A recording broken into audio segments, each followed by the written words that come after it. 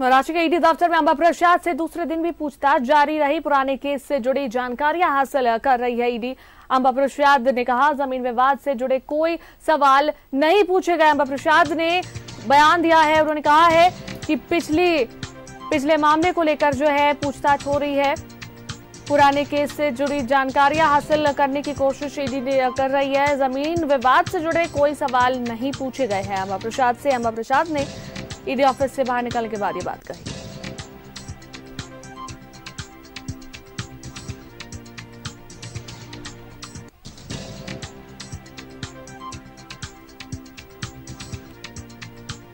ED दफ्तर में अंबा प्रसाद से दूसरे दिन भी पूछताछ जारी। पुराने केस से जुड़ी जानकारियां हासिल कर रही है ईडी। अंबा प्रसाद ने कहा,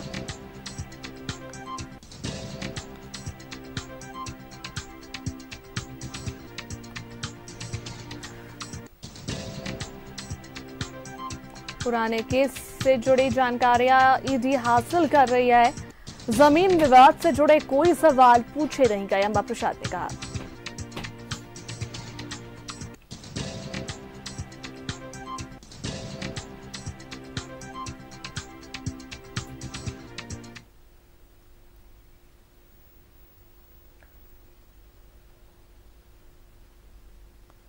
दूसरे दिन भी पूछताछ ईडी की जारी है अंबा प्रसाद से।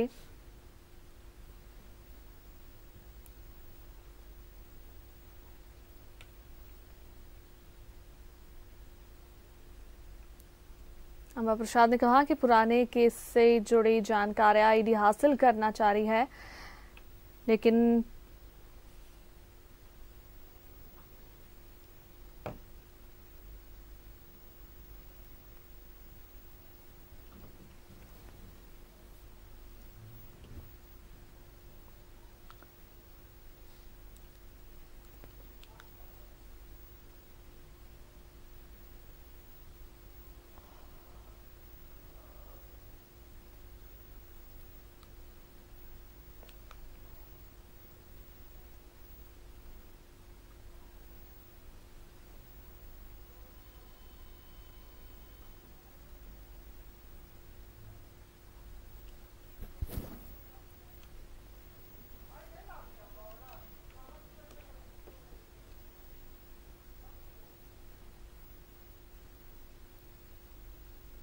और इस पर अधिक बातचीत के लिए हम सीधा रुख करते हैं हमारे सहयोगी इमरान का, जो हमारे साथ जुड़ रहे हैं।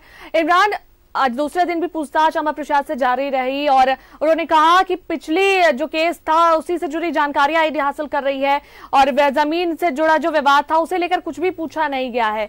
क्या कुछ बातें फिलहाल सामने आ रही है?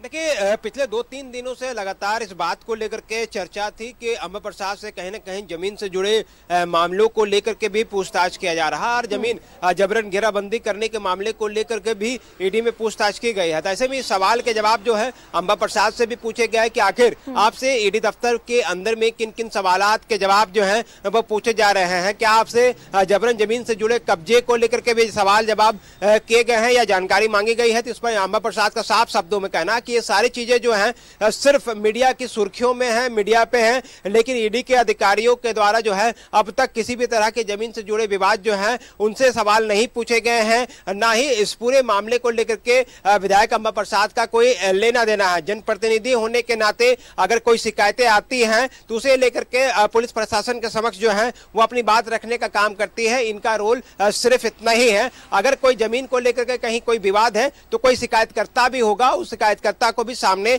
आना चाहिए, तब जाकर के ये खबरें बनती। दूसरी जो महत्वपूर्ण रही है इस पूरे मामले को लेकर के, चूंकि आज दूसरा दिन है अंबा प्रसाद से पूछताछ को लेकर के, तो ऐसे में अंबा प्रसाद से जो अब तक पूछताछ किए जा रहे हैं उसमें कोशिश की जा रही है जो डिजिटल डॉक्यूमेंट्स और डिजिटल डिवाइस जो ईडी के द्वारा जब्त किए गए हैं उन तमाम चीजों को लेकर के अंबा प्रसाद से पूछताछ की जा रही है और उनसे सवाल जवाब किए जा रहे हैं। साथ ही साथ ट्रांजैक्शन से जुड़े जानकारियां भी हासिल करने की कोशिश की जा रही है, क्योंकि पिछले दिनों जिस तरह से से ईडी ने विधायक अमर प्रसाद के करीबी और अमर प्रसाद के ठिकाने पर छापेमारी की थी। उनके साथ उनके पिता मतलब योगेंद्र साव के ठिकाने पर भी छापेमारी हुई थी, उनके चाचा के ठिकाने पर भी छापेमारी हुई थी। इन तमाम जगहों से कई डॉक्यूमेंट्स मिले हैं। इन डॉक्यूमेंट्स के आधार पर पीएमएलए एक्ट के तहत जो है पूरे मामले पर ईडी की कार्रवाई जो है, जांच जो है वह एक तरफ चल रही है। तो वहीं दूसरी तरफ अगर हम पूरे मामले को देखें तो कहीं ना कहीं तमाम पुराने केसेस जो विधायक बनने के बाद अंबा प्रसाद के ऊपर हुए हैं, उन तमाम केसों से जुड़ी जानकारियां भी ईडी जो है वो अंबा प्रसाद से ले रहे हैं कि आखिर किस तरह से इनका केस जो है वह है और किस तरह से इस पूरे मामले पर पुलिस कार्रवाई हुई और अंबा प्रसाद का इस पूरे मामले में क्या कुछ पक्ष है। एक तरह से कहें कि जिस तरह से योगेंद्र साव ने जानकारी दी थी कि उसने रिक्वेस्ट किया था ईडी से कि जो पुराने केस हैं उनके और उनके परिवार पर, उन मामलों को ईडी को जांच करनी चाहिए। तो कमावेश जो जांच की जो दिशा है वो उसी तरफ चल रही है। मतलब आने वाले दिनों में ये कहना गलत नहीं होगा कि योगेंद्र साव और अंबा प्रसाद के जो परिवार पर जो पुराने केसेस को लेकर के जो मामले चल रहे हैं, अगर ईडी के द्वारा कार्रवाई में उसे राहत मिलती है तो बड़ी राहत देखने को मिल सकता है। लेकिन अगर इस पूरे मामले में चूंकि पुराने केसेस की बात कर रहे हैं तो ऐसे में कई आंदोलन के दौरान केस योगेंद्र साव और उनके परिवार पर हुए हैं। बड़का गांव के विधायक अंबा प्रसाद पर भी कई केसेस हुए हैं। तो इन केसों की जांच जो है वह ईडी कर रही है। तो ऐसे में देखना दिलचस्प होगा कि इनका रिजल्ट क्या कुछ होता है और रिजल्ट क्या कुछ आने के बाद परिवार को राहत मिलती है या फिर मुसीबतें खड़ी होती है। ये सारी चीजें जो है वो आने वाले वक्त में तय होंगे। फिलहाल बिल्कुल आने वाले दिनों में पता चल पाएगा क्या कुछ बातें और निकल कर सामने आती है इस पूछताछ के दौरान। बहुत बहुत धन्यवाद तमाम जानकारियां देने के लिए। सरकारी जमीन को कोई देखिए, हमें यही पता है कि जो अखबारों के माध्यम से, लोगों के माध्यम से जो पता चला है कि जो केसेस हैं उसको आधार बना के ये सारा चीज किया गया है। तो अभी तक तो उसके आगे कुछ पता, और बार बार ये अवैध कब्जा वाला मामला क्यों आ रहा है मुझे समझ में नहीं आ रहा। जबकि आप लोगों को बार बार हमने बोला है कि किसी का अगर पैरवी किया, जमीन विवाद तो बहुत आम बात है, वो बहुत जगह जमीन विवाद होता है। आधिकारिक रूप से जो अधिकारी है वो ऑथेंटिक होते हैं जांच करने के लिए। हम लोग हमारा कोई इंटरेस्ट कभी भी किसी जमीन पे नहीं रहा। जीएम लैंड है, सरकारी जमीन है, तो सरकारी जमीन को कोई कैसे ले सकता है। और अगला पक्ष का कहना है कि वो लीज में वो लिया है। तो ये तो अधिकारी का काम है ये सब करना। इसमें जमीन विवाद में हम लोग कहाँ से, जब से विधायक बने तब से सारा चीज हो रहा है। अब ईडी भी हो रहा है, कोई पूछताछ नहीं हो रहा, बस इन्वेस्टिगेशन वो लोग कर रहे हैं अपने स्तर।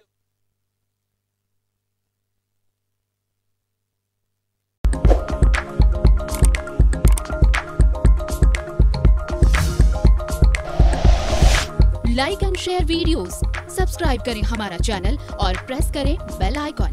News 11 भारत, सच है तो दिखेगा।